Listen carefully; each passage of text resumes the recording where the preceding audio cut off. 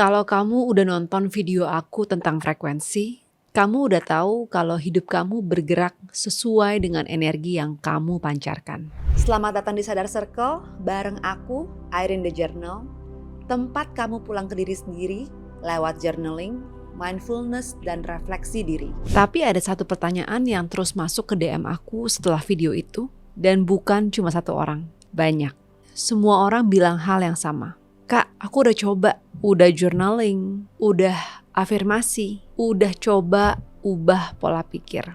Aku udah banyak baca buku, udah ikut banyak program, tapi kenapa hidup aku tetap sama? Dan hari ini aku mau jawab pertanyaan itu. Dengan jujur, bukan jawaban yang enak didengar, tapi jawaban yang benar. Bukan karena kamu kurang usaha, bukan karena kamu gak cukup spiritual, bukan karena kamu gak layak, tapi karena ada satu bagian di otak kamu yang secara aktif, dan ini bukan metafor ya, secara aktif melawan setiap perubahan yang kamu coba buat. Namanya homeostasis. Dan setelah video ini, kamu gak bisa gak lihat lagi. Sebelum aku jelasin lebih dalam, aku mau kamu tahu dulu bahwa ini bukan teori, ini sains. Dr. Joe Dispenza, neuroscientist yang udah meneliti lebih dari 15 tahun soal perubahan otak, bilang sesuatu yang bikin aku terdiam waktu aku pertama kali baca. Cells that fire together, wire together. Artinya, setiap kebiasaan, setiap pola pikir, setiap emosi yang kamu ulang, itu literally membentuk jalur saraf di otak kamu. Makin sering diulang, makin tebal jalurnya. Makin tebal jalurnya, makin otomatis. Sampai kamu gak perlu mikir lagi, dia jalan sendiri. Dan ini yang paling penting. Otak kamu gak peduli apakah pola itu bagus atau jelek buat kamu. Dia cuma tahu satu hal. Yang familiar itu yang aman. Yang baru itu adalah ancaman.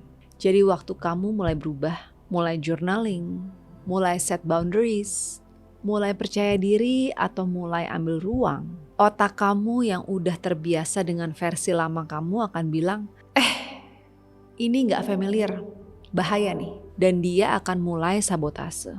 Ada penelitian menarik dari University of Texas. Mereka menemukan bahwa otak manusia akan selalu memilih hasil yang udah dikenal, bahkan kalau hasil itu menyakitkan, daripada hasil yang gak dikenal, meskipun hasil itu lebih baik. Biarkan itu masuk sebentar. Otak kamu akan memilih rasa sakit yang familiar daripada kebahagiaan yang asing. Itu bukan kelemahan, itu cara otak bekerja. Dan sekarang kamu tahu, kamu bisa mulai bekerja sama dengannya. Biar lebih mudah dipahami, aku mau kamu bayangin sesuatu. Rumah kamu punya termostat. Kamu set di 25 derajat. Setiap kali suhu naik ke 28, termostat akan nyalain AC. Setiap kali turun ke 22 derajat, pemanas akan nyala. Pokoknya selalu balik ke 25. Nggak peduli musim apa, nggak peduli kamu maunya apa, nggak peduli seberapa keras kamu berusaha mengubahnya dari luar.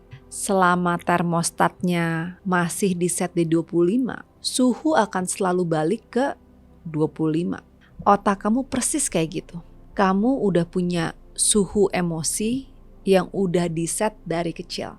Dari pengalaman-pengalaman yang membentuk kamu, dari apa yang kamu lihat, kamu rasakan, dan kamu pelajari sejak kamu masih terlalu kecil untuk memilih. Mungkin suhu itu adalah kecemasan.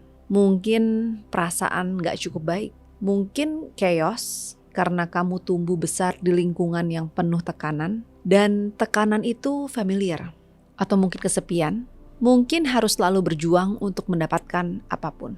Jadi setiap kali hidup kamu mulai terasa terlalu tenang, terlalu baik, terlalu lancar, atau terlalu mudah, termostat kamu nyala. Dan kamu tanpa sadar mulai ciptain drama, mulai self-sabotage, mulai pilih orang yang gak bisa hadir sepenuhnya, mulai balik lagi ke pola yang lama. Bukan karena kamu lemah, bukan karena kamu gak mau berubah, bukan karena kamu gak layak, tapi karena termostat kamu lagi bekerja.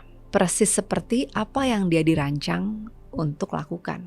Dan ini yang gak pernah diajarin di semua program self-help itu. Kamu nggak bisa mengubah hidup kamu dengan hanya mengubah pikiran kamu. Kamu harus mengubah termostatnya. Aku mau cerita sesuatu yang baru aku sadari belakangan ini.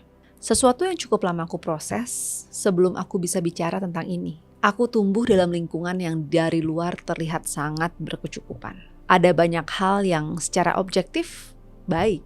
Banyak yang harusnya bikin aku ngerasa aman. Tapi di dalam ada pola yang terus berjalan. Kecemasan, kontrol, perasaan bahwa sesuatu selalu bisa berantakan kalau aku nggak pegang semuanya. Dan selama bertahun-tahun aku pikir itu normal. Itu adalah kepribadianku.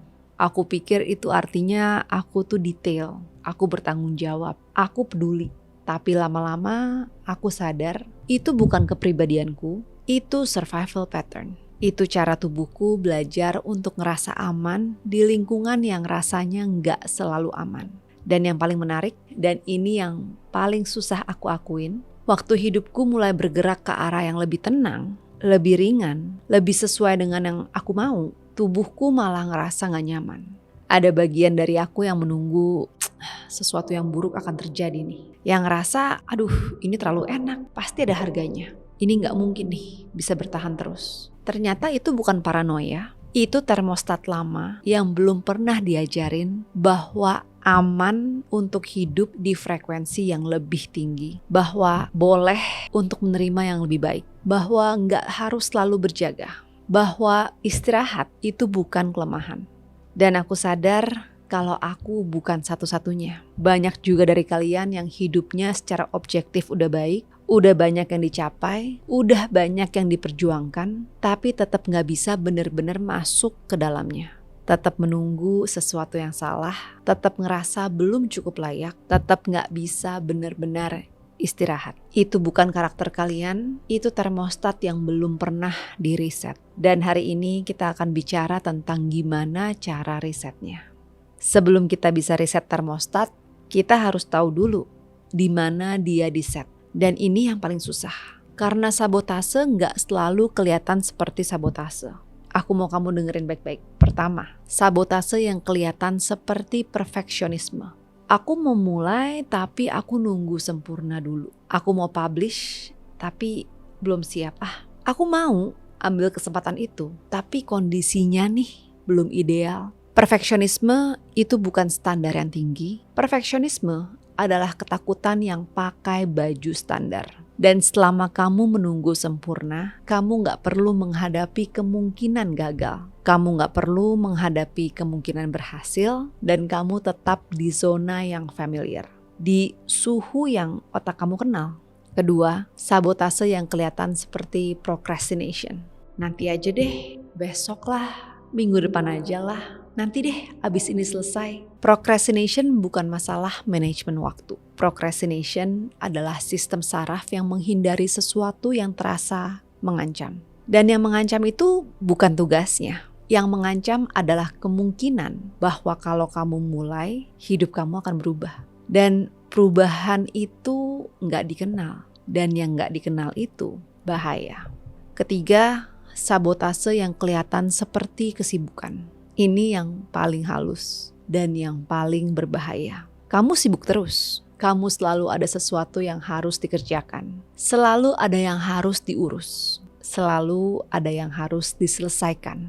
Tapi kalau kamu mau jujur, apakah kamu maju atau kamu hanya bergerak? Ada bedanya antara sibuk dan produktif. Ada bedanya antara bergerak dan maju. Dan kadang kesibukan adalah cara paling elegan untuk menghindari hal yang benar-benar penting. Sekarang aku mau kamu tanya ke diri kamu sendiri. Di bagian mana hidup kamu yang paling sering hampir tapi gak pernah beneran sampai? Karir, hubungan, kesehatan, bisnis, kreativitas. Di sana itu set point kamu. Di sana termostat kamu mulai bekerja. Dan di sana juga perubahan yang paling kamu butuhkan. Sekarang aku mau bicara tentang sesuatu yang mungkin akan bikin kamu gak nyaman. Semua yang selama ini kamu lakukan, journaling, afirmasi, baca buku, ikut seminar, denger podcast, itu semua bagus, itu semua penting. Tapi kalau hidup kamu masih sama, ada satu hal yang belum kamu sentuh. Sistem saraf kamu. Ini yang paling sering dilewatkan. Kamu bisa punya insight yang paling dalam. Kamu bisa tahu persis pola kamu itu apa. Kamu bisa hafal semua konsep neuroscience. Tapi kalau tubuh kamu masih dalam mode ancaman, kalau sistem saraf kamu masih dalam survival mode, informasi itu nggak akan bisa masuk ke bawah sadar. Dan yang mengubah termostat bukan pikiran sadar. Yang mengubah termostat adalah pengalaman yang dirasakan oleh tubuh. Bayangin ini, kamu takut nih sama anjing sejak kecil. Karena dulu mungkin pernah digigit. Sekarang seseorang datang dan bilang, "Hey, anjing tuh gak berbahaya." Secara statistik, kemungkinan digigit sangat kecil. Secara ilmiah, anjing adalah hewan sosial yang ramah. Kamu seharusnya gak takut. Apakah kamu langsung gak takut?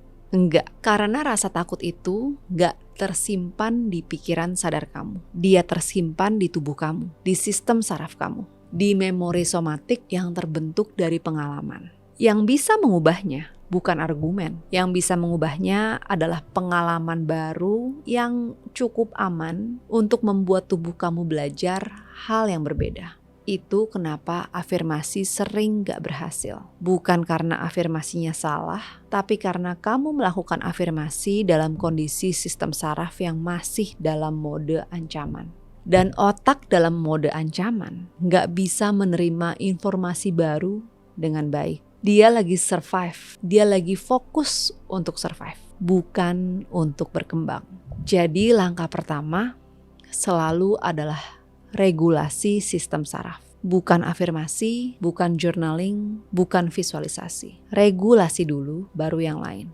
Ada satu konsep lagi yang perlu kamu pahami, dan ini yang paling mengubah cara aku melihat perubahan. James Clear di Atomic Habits bilang, perubahan yang paling kuat terjadi di level identitas. Bukan di level perilaku, bukan di level hasil, tapi di level identitas.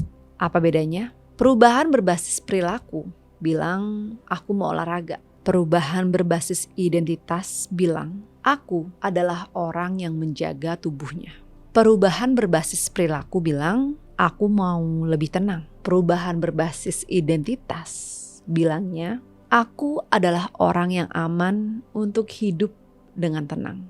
Kedengarannya mirip, tapi di level otak sangat berbeda. Waktu identitas kamu berubah, perilaku kamu mengikuti secara otomatis.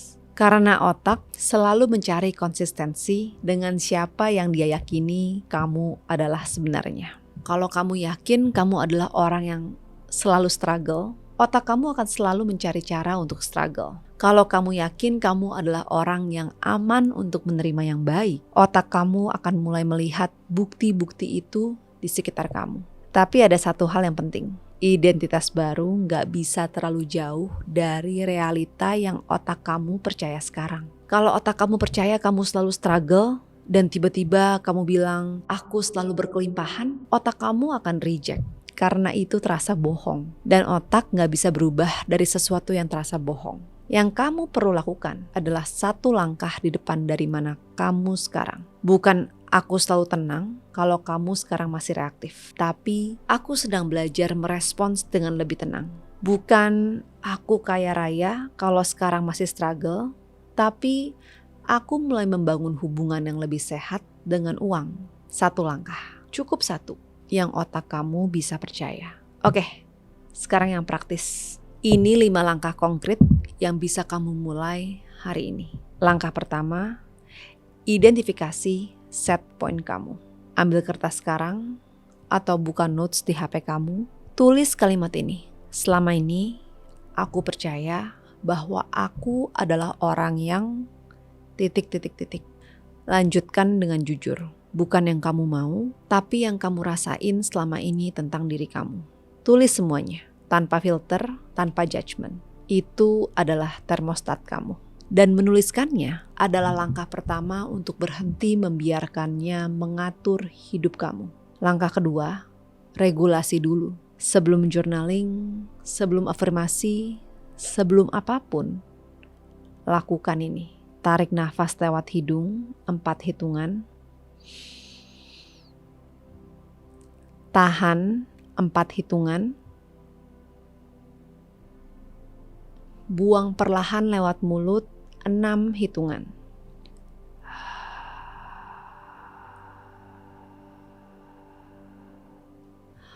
Ulangi 3 kali. Ini sinyal ke sistem saraf kamu bahwa kamu aman, bahwa nggak ada ancaman, bahwa boleh untuk membuka diri pada sesuatu yang baru. Baru setelah itu, otak bawah sadar kamu bisa menerima informasi baru. Langkah ketiga, kenalkan identitas baru secara bertahap. Setelah regulasi, tulis 1 kalimat identitas baru. 1 langkah di depan dari di mana kamu sekarang. Yang otak kamu bisa percaya, yang gak kerasa bohong. Dan baca itu setiap pagi setelah regulasi. Dalam kondisi sistem saraf yang aman. Langkah keempat, rayakan sinyal kecil. Setiap kali kamu melakukan sesuatu yang konsisten dengan identitas barumu, sekecil apapun, acknowledge itu. Bilang ke dirimu sendiri, ini aku, ini yang aku lakukan. Bukan akhirnya aku berhasil, tapi ini aku. 2 kata itu literally memperkuat jalur saraf baru di otak kamu. Langkah kelima, expect resistancy. Dan jangan takut, setiap kali kamu ngerasa gak nyaman saat mencoba berubah, itu bukan tanda kamu salah jalan. Itu tanda termostat kamu lagi jalan. Itu tanda kamu benar-benar bergerak ke arah yang berbeda. Kamu tinggal bilang ke diri kamu, oh ini cuma otak aku yang lagi adjust. Aku aman, aku boleh terus. Ini gak berbahaya. Ini hanya gak familiar. Sebelum kita tutup, aku mau kamu berhenti sebentar. Pikirkan 1 area dalam hidup kamu yang paling pengen kamu ubah, yang paling sering gagal, yang paling sering balik ke titik yang sama. Sekarang tanya, bukan apa yang menghalangiku dari luar, tapi kira-kira set point apa yang ada dalam diriku yang selalu menarik aku balik. Mungkin kamu tumbuh besar dan belajar bahwa nggak sopan kalau kelihatan terlalu sukses. Mungkin kamu pernah disakiti waktu kamu terlalu bahagia. Jadi sekarang kamu selalu siap untuk yang terburuk. Mungkin kamu nggak pernah melihat orang di sekitar kamu yang hidupnya tenang dan berkecukupan. Jadi itu terasa asing, terasa nggak mungkin gitu untuk kamu. Mungkin kamu belajar bahwa cinta itu harus diperoleh. Bahwa kamu harus berguna dulu sebelum boleh diterima. Apapun itu bukan siapa kamu. Itu cuma suhu yang udah lama diset oleh pengalaman yang gak kamu pilih, oleh lingkungan yang gak kamu desain, oleh versi dirimu yang jauh lebih kecil dan yang sedang berusaha untuk selamat. Dan suhu itu bisa diubah pelan-pelan, dengan aman, dengan sabar. Jadi kalau kamu pernah ngerasa udah kerja keras tapi kok gitu-gitu aja, sekarang kamu tahu jawabannya. Bukan karena kamu kurang, bukan karena kamu gak layak, bukan karena hidup kamu udah ditentukan seperti itu. Tapi karena termostat lama kamu belum pernah diajarin bahwa aman kok untuk hidup di suhu yang lebih tinggi. Dan kabar baiknya, otak itu neuroplastis. Bisa berubah sampai kapanpun, di usia berapapun. Bukan dengan memaksa, bukan dengan disiplin yang menyiksa, tapi dengan cukup aman untuk sistem sarafmu untuk belajar hal yang baru. Aku mau tanya 1 hal ke kamu, tulis di kolom komentar. Set point apa yang selama ini diam-diam menarik hidup kamu balik? 1 kalimat aja, karena kadang hanya dengan menuliskannya, kamu udah mulai mengubahnya. Sampai ketemu di video selanjutnya. Aku Airin The Journal, tempat kamu pulang ke diri sendiri.